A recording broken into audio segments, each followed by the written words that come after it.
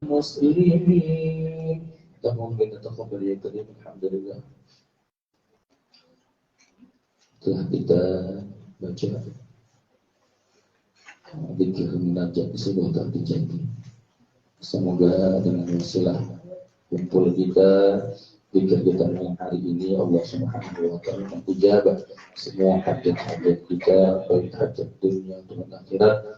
Dan juga Allah mudahkan semua urusan kita, baik urusan dunia dan akhirat. Juga Allah mudahkan kita untuk membayar hutang-hutang kita agar bisa tenang dalam hidup kita. Amin amin ya rabbal alamin.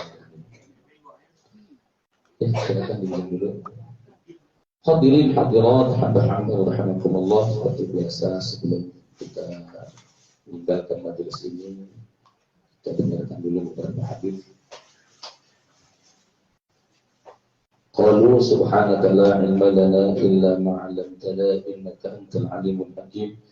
Allahumma rabbi shrah li sadri wa yassir li amri wa hlul 'uqdatam min lisani yafqahu qawli wa shaddid lisani wa hdi qalbi wa qulubana bihaqqi habibina wa syafi'ina wa maulana Muhammadin. Allahumma iftah lana futuhal 'arifin وَفِدْ عَلَمُ الدِّينِ بِرَحْمَتِكَ يَا أَرْحَمَ الرَّاحِمِينَ وَالْحَمْدُ لِلَّهِ رَبِّ الْعَالَمِينَ. Alhamdulillah.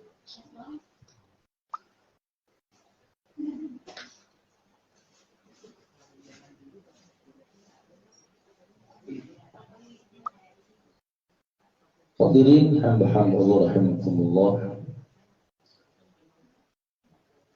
Malam hari ini kita akan coba mengangkat tentang zikrullah.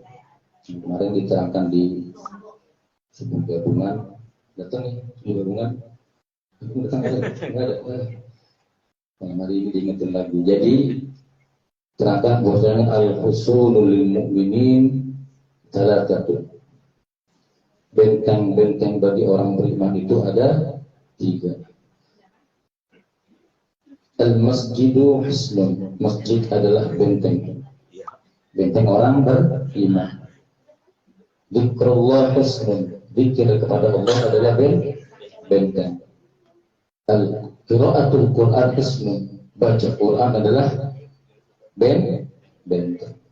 Kemarin ibaratkan benteng itu, jadi ibaratkan orang beriman ini adalah satu negara. Negara, kira-kira negara ini perlu benteng nggak agar nggak masukin musuh? Pak, Bu, ya capek wiri dari ngantuk ini. Rohnya belum pada pulang nih. Nanti ngantuknya jadi belum pulang-pulang kan ya. Jadi kita ini orang beriman ini diibaratkan satu negara. Negara itu diperlukan benteng yang super kuat biar nggak bisa dimasukin musuh. Kalau musuh dia masuk, kurang deh ke negara. Ya, hartanya diambil, rayanya diambil, bahkan orang-orang diambil.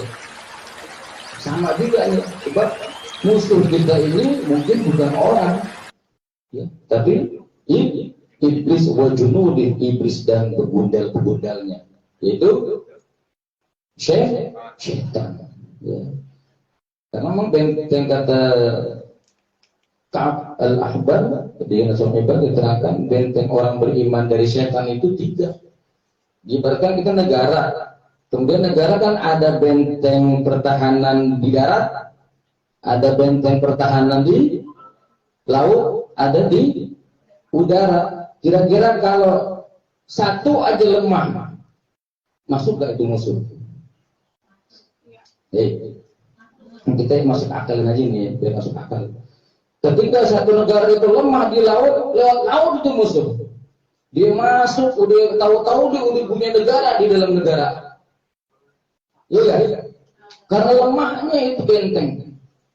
Sama juga ketika kita orang beriman, ngaku dia beriman, padahal belum dianggap beriman oleh Allah. Kenapa? Karena masih belum bisa ngejagain benteng. Benteng yang pertama masjid.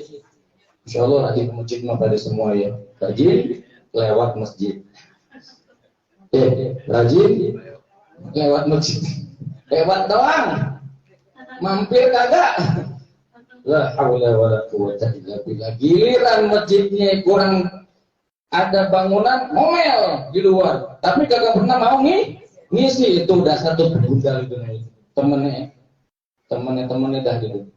Ya paling seneng ngoceh di luar, tapi nggak pernah mau ngeramein masjid, nggak pernah mau ngeramein majelis, tapi paling berisik di luar.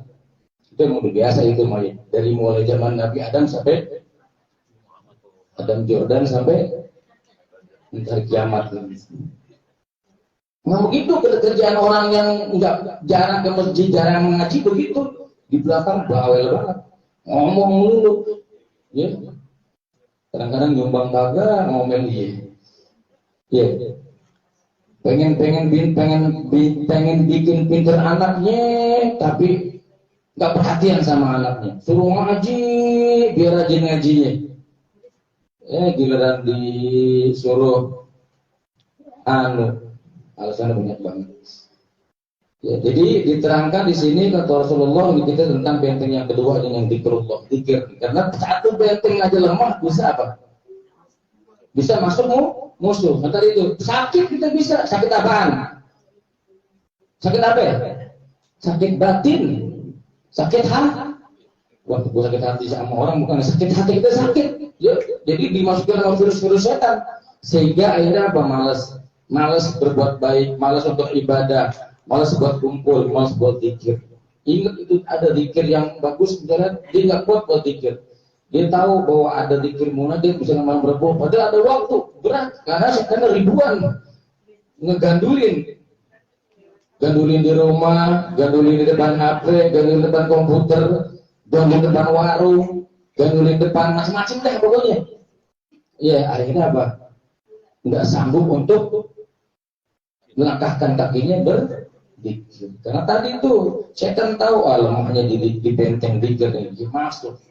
Karena kata Rasulullah SAW, Rasul bersabda, An Abi Darda radhiyallahu anhu dari Zainab radhiyallahu anhu, Rasulullah bersabda, Ala unabbi'ukum bi khairin a'malikum wasdaha inda malikikum warfa'ha fi darajatikum wa khairun lakum min infaqil dhahabi wal wariqi wa khairun lakum min an tarqaw aduwakum tatatribu a'naqahum wa yatribu a'naqahum. Qalu bala qala dzikrullah. Kata Rasulullah, tidakkah akan aku beritahu kamu tentang tindakan terbaikmu yang paling murni di hadapan Allah?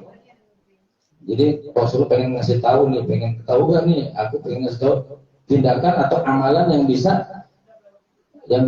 paling murni di hadapan Allah. Yang apa lagi yang bisa warfa'iha fi darajatikum, yang bisa naikkan derajat kamu ke posisi tertinggi. Wa khairul lakum min infaqil dhahabi wal wariqi atau wal waraqi, yang lebih baik bagimu daripada menghabiskan emas dan perak. Infak berarti ini lebih baik daripada menginfakin emas dan perak. Wa khairul lakum min antal qaw atubakum, dan lebih baik daripada kamu bertemu musuhmu sehingga engkau menyerang di lahir mereka dan mereka menyerang mereka dan mereka menyerang kamu di lahir kamu. Lalu kata sahabat, mau ya Rasulullah. Lalu kata Rasulullah, qala zikrullah, maka itu adalah zikrullah. Artinya zikir ini ternyata bisa pertama ninggiin derajat di sisi Allah Subhanahu wa taala. Warfa'iha fi darajatikum, bisa naikin derajat kamu. Bahkan lebih baik daripada menginfakkan emas dan perak. Masya Allah. Orang rajin sedekah nih, tapi nggak pernah zikir, masih kalah orang yang rajin zikir, nggak sedekah, bahasa sedekah pas-pasan. Ada orang kaya banyak miliaran di sedekah, tapi nggak pernah zikir, bisa diuber sama orang yang ahli di zikir karena Allah. Dan malah lebih hebat dari para syuhada. Dari kita perang sama musuh, kemudian musuh mau nebas leher kita tebas duluan, atau kita tebas leher kita jadi syahid. Itu lebih hebat kata Allah. Qala dzikrullah, maka itu adalah zikir kepada Allah. Ya Allah, pantas aja ya. Ada bahaya kalau orang rajin dikir itu ada aja ya. Lagi rajin nih. Malam Rabu ada 2, 3, 4 kali hadir, ntar 5, 6 kali boleh deh. Diuji oleh bukan oleh Allah sebenarnya. Oh, setan izin sama Allah, ya Allah pengen uji pulang nih ya Allah. Siapa? Ini si Pulan si Agung nih. Dia rajin banget dikirnya. Saya boleh deh ya Allah. Mau saya goda. Tafadhol, Ustaz, silakan kalau kamu bisa. Masuk deh, dicari kelemahannya. Anaknya, kerjaannya, warungnya, tokonya, dibikin aja kayak tadi. Tadi mau ada yang hadir di sini, ya, dibilang mau hadir, siap hadir Pak, Insya Allah. Ada yang bilang malah, Insya Allah hadir, pas mau hari hanya, izin Allah ya, langsung ada aja masalahnya, nggak jadi. Sekali itu, kalau dijamin 2 kali, jamin lagi 3 kali, terus putus yang tadi itu dibuktiin tuh, mager ke zikir, males gerak untuk datang ke zikir, berarti satu benteng telah jebol oleh iblis. Hati-hati kalau masih dikasih ujian sama Allah dari ingat zikir, mas sayang sama kita. Tapi kalau Allah nggak nguji, nggak nyolek kita, diemin terus sampai kita mati baru sadar. Nah, udah bilang jangan sampai kita kayak Fir'aun, dan sampai kita kayak Korun di akhir hayat baru dikasih tahu sama Allah. Masih penting kita masih begini lagi malas zikir, dipuji malah sakit misalnya. Ingat, wah ya ini gue baru zikir nih, buru-buru. Sebab saya sering dengar orang-orang yang datang kemarin itu ketika dia jarang di pikiran datang, ada aja masalahnya, enggak kelar-kelar. Sampai akhirnya dia menikmati nggak datang lagi, sampai dia menikmati nggak zikir lagi. Khawatirnya nanti ketika udah takutnya Allah nggak sayang lagi sama dia. Ketika dia mau mati baru dibuka baru kasyafnya, wah sedih banget itu. Maka itu doanya KMZ apa kemarin? Allahumma, ikutin coba. Allahumma paksa. Ya Allah, repot paksa. Jadi kalau repot paksain datang gitu maksudnya. Itu doa yang jatuh. Lu dapat aja doa tuh. Allahumma ya Allah, paksa. Kalau saya repot paksain ya Allah gitu. Kalau nggak dipaksa bisa gak? Kagak. Demi Allah kagak, malas ini yakin, masya Allah. Niat mah azam ada azam. Wah, ntar saya mau datang zikir nih. Tadi tuh pagi azam ada datang mau zikir nih. Jam 7, jam 9, jam 12, mulai sore ada itu tamu.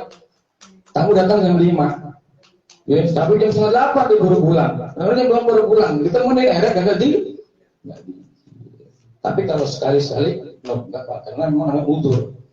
Minta bal ma'dziral biar diterima Allah udzur. Tapi awas jangan sekali tambah. Sekali kali 10 kali, kali 10 lagi, 100 kali, hilang udah. Mau dibilang minta kalau udah putus hati, udah nggak ada greget bertemu dikir, hati-hati. Khawatirin ntar, alhamdulillah, jangan sampai kayak kita. Jadi emang Allah dikasih contoh di Quran sama Fir'aun, udah cukup udah, jangan kayak gitu.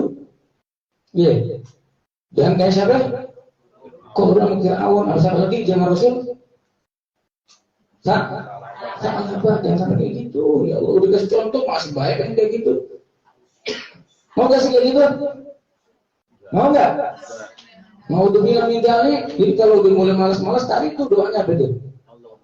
Potsa, repot paksa, repot paksa, ambil motor langsung, ambil apa sepeda kayak kelompok, langsung ganti sarung langsung. Potsa gitu. Potsa, mau terlambat nggak dengan terlambat daripada gak datang. Kan alasan kita kan kuat. Udah jam 8 terlambat. Besok terlambat mulu 10 kali. Dengan datang terlambat daripada enggak. Tapi jangan terlambat mulu. Ya, itu aja. Bagus ya. Kan corona bukan ya? Ini gara-gara mengulang. Ya Allah, habisnya bikin dulu ya Allah. Dan mudah-mudahan Allah berikan kita hidayah taufik, kekuatan dalam beribadah pada Allah dan zikir pada Allah. Mohon maaf segala kekurangan. Wallahu a'lam bishawab. Subhanakallahumma wa bihamdika asyhadu an la ilaha illa anta astaghfiruka wa atubu ilaik. Wassalamualaikum warahmatullahi wabarakatuh.